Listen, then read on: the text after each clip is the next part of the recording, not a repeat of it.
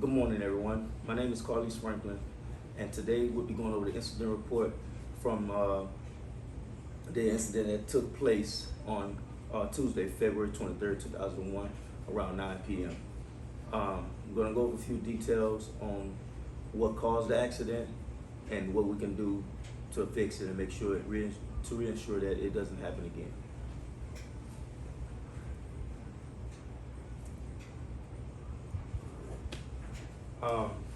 So how did this incident occur? It's one thing that we're going to cover today. What are the causes of this accident? Also, what are the tasks needed to research and complete?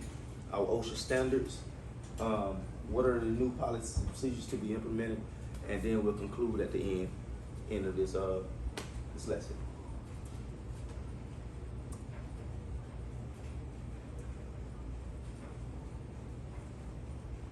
So, first and foremost, how did this incident occur?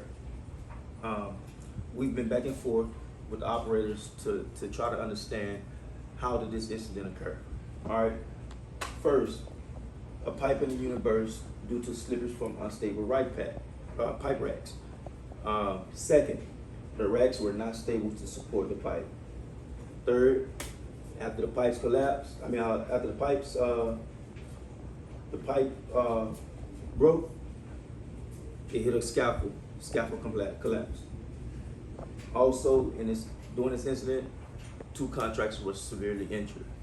So we have to find a way to kind of bulk up our safety for not just us, but for everybody throughout our plant. We also had the emergency team come in to rescue these contractors like right after. So I think by that we end up saving the lives of 2 people during this incident.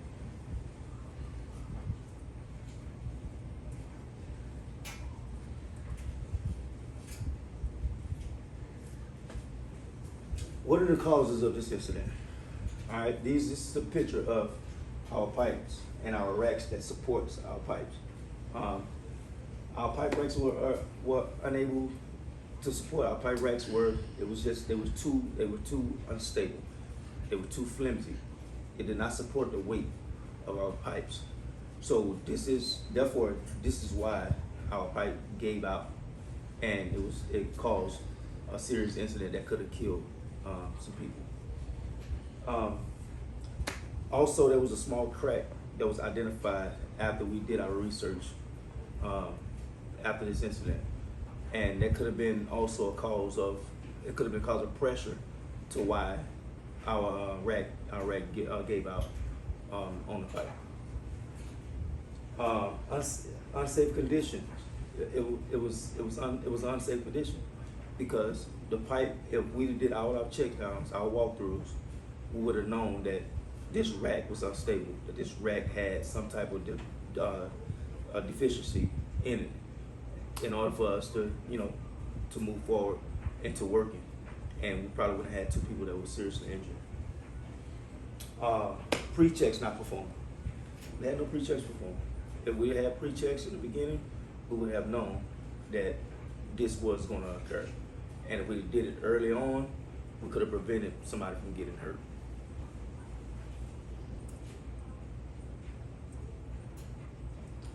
What are the tasks needed? What are the tasks need to be completed? What are the tasks need to be completed?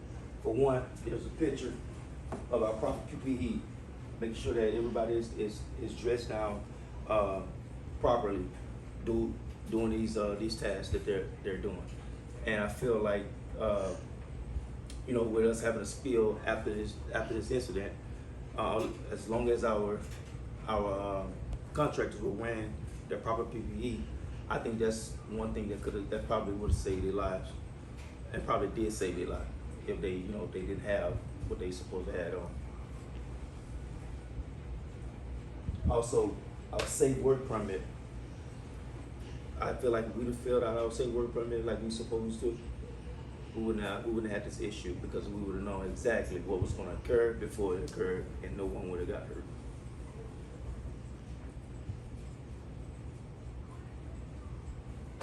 Alright, so implement the job safety analysis form.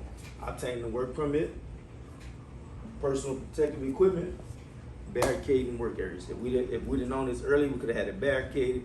No one would have went near this pipe, and no one would have got hurt. So therefore, we didn't do these things, so we couldn't avoid it.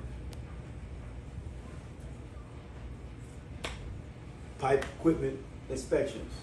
I just feel like pipe equipment inspections is also an important task. If we do inspections on our pipes, on our racks, we would know exactly what's going to take place before it takes place. And we can, again, to save lives. Safety first.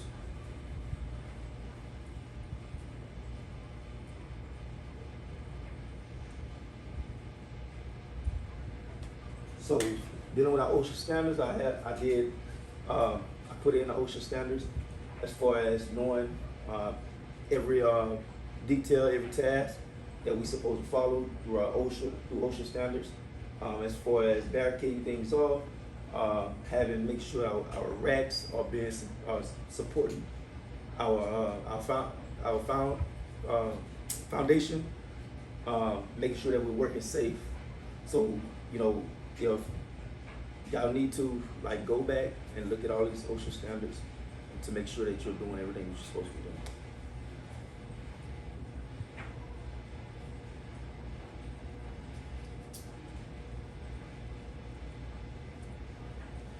What new policy procedures are we going to implement?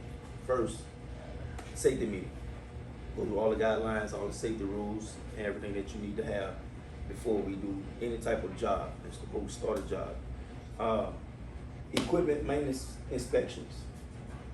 Equipment inspections, maintenance on our equipment. If we inspect it, we can fix it, especially if it's in the process of being broken, or it's the process of being something that's corroding, anything, whatever it has to do with. If we inspect it and we do maintenance on it, it can be fixed.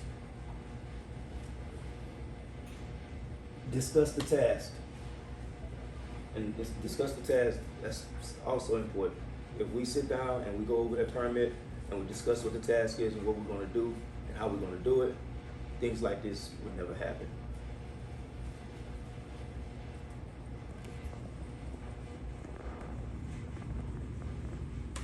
All right. So I'm at the end of my presentation. This is my conclusion.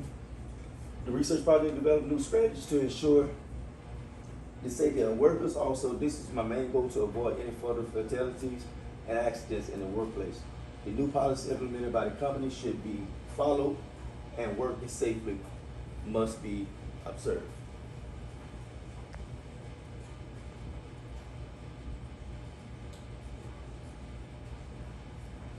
Thank you. That's the end of my presentation.